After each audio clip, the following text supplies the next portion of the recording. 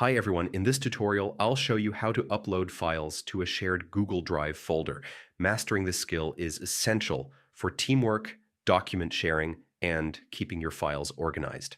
First, go to the Google Drive homepage using your browser and make sure you're logged into the correct Google account that has access to the shared folder. Once logged in, click on the Shared with Me section.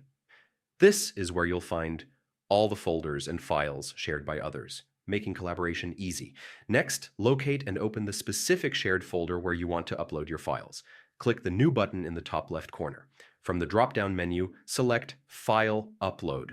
This will open a file browser window where you can choose the files you want to upload.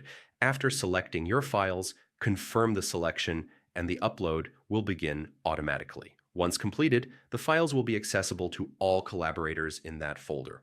Finally, double check that your files have uploaded correctly and are placed in the intended folder. And that's it.